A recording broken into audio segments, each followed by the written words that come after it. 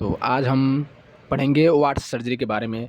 क्यों होता है, क्यों किया जाता है, होता क्या है, इसमें कैसे करते हैं, क्या करते हैं, क्यों करते हैं। सबसे पहले तो हम जान लें वाट्स सर्जरी का फुल फॉर्म।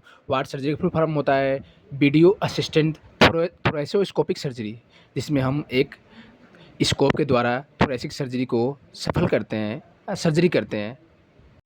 अब हम जानेंगे वाट्स सर्जरी क्या होती है। वाट्स सर्जरी इसमें इसमें सर्जरी में डॉक्टर्स एक ओपन सर्जरी की जगह छोटे-छोटे 2-3 इंसिजन लगाते हैं, जैसे कट लगाते हैं, और इसमें कैमरा या टेलीस्कोप डाल के देखा जाता है। और बाकी छोटे-छोटे इंसिजन में जो कि अलग-अलग इंस्ट्रूमेंट डाला जाता है, जैसे कि हमारा फोर्सेप्स हो गया, ग्रास्पर हो गया, मैरीलैंड हो गया, अदर इंस्ट्रूमेंट जैसे होते हैं। वाट्स सर्जरी किन-किन केसों में किया जाता है? वाट्स सर्जरी जैसे लंग ट्यूमर या लंग कैंसर, टीबी के कॉम्प्लिकेशंस होना, प्लूरल इन्फ्यूजन जैसे हमारे चेस्ट में या हमारे लंग्स में पानी भर जाना, या न्यूमोथोरैक्स मतलब जैसे कि लंग कोलैप्स हो जाना, लंग्स बायोप्सी, या इन्फेक्शन ऑफ द पस, जैसे हमारे लंग्स में पस हो गया या कोई बड़ा इन्फेक्शन हो गया है, इसमें हम करते हैं। जानेंगे वाट्स सर्जरी के क्या-क्या फ़ायदे हैं।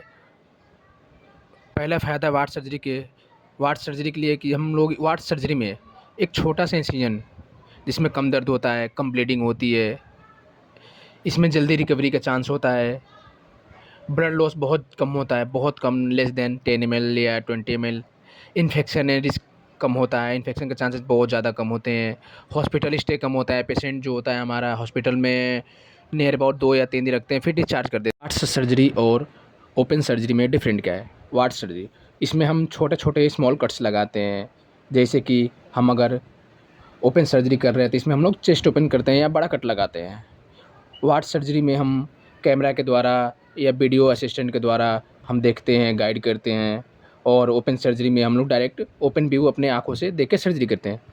और वाट्स में जल्दी रिकवरी का चांस बहुत जल्दी होता है, पेशेंट जल्दी रिकवर कर जाता है, वुंड बहुत जल्दी हीलिंग होती है। और वही हमारे ओपन सर्जरी में रिकवरी बहुत स्लो होती है, वुंड भी हमारे बहुत स्लो हील करते हैं।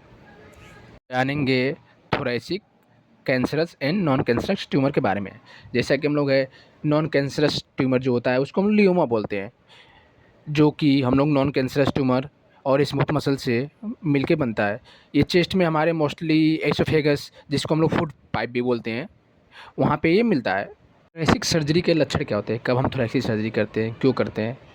थोरेसिक सर्जरी के लक्षण होता है, जो हमारा पेशेंट होता है, पेशेंट को सबसे पहले चेस्ट पेन होने लगता है, या ट्यूमर का साइज़ बड़ा होता है, पेशेंट को डिस्पेनिया या खाना खाने या निगलने में कोई दिक्कत हो रही है, खाना खाते समय उसको चेस्ट में दर्द होना, अब हम जानेंगे रिस्क, सर्जरी के बाद पेशेंट को क्या-क्या रिस्क होती है, क्या-क्या हो सकता है।